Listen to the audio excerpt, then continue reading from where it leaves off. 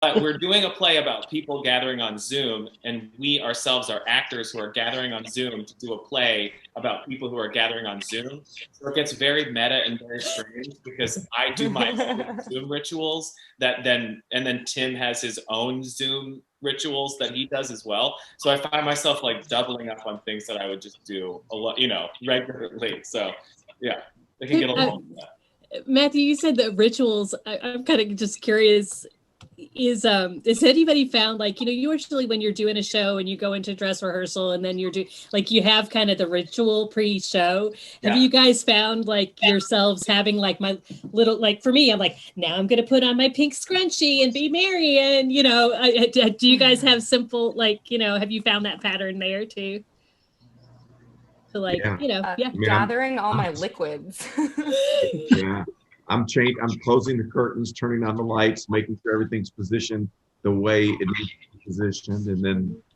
Well, but the really interesting thing is that, think about that. Each one of us, while we're actors, talking about the actors just specifically, we've also had to be our own costumers. We've had to be our own prop people. We've had to be our own food fixers. We have to be our own set design, whatever so it's, it really has created this interesting scope. That's why I was talking about a visual collage. It's like a visual collage overall, but then for each one of us to put together our own little world in this much bigger world. Mm-hmm. Yeah. I will say that how like, oh, go ahead. No, go ahead, Rose.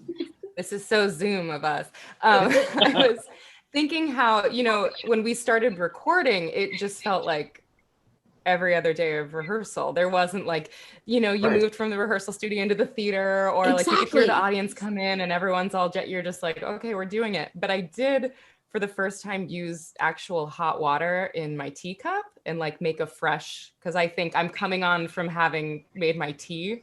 So there are definitely a couple of takes where I'm like, oh, this is so hot. Like I wasn't used to having. So that was my opening night experience, was like, oh, tea is hot. That's what I learned. I think you also made a batch of cookies to eat, right? On screen. I did, yes. On stage, whatever this is. Cookies. Yeah.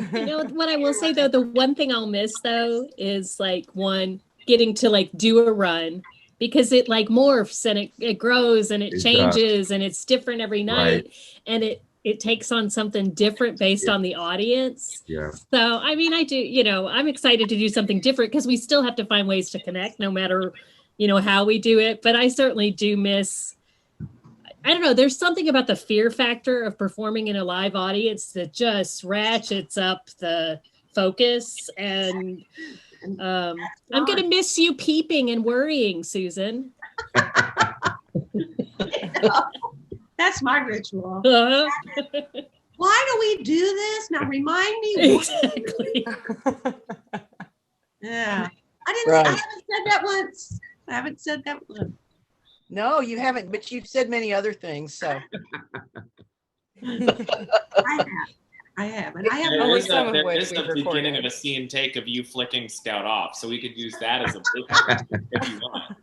That's part of her ritual, no matter where we are. Yeah, you have to keep the rituals alive. Facebook will not approve such an ad. It's not suitable. Well, everybody keep their costumes. We'll keep this plate of food just in case we have to redo something Sunday. Not. You're gonna make a new. You'll make a new. You'll never take another bite of that plate.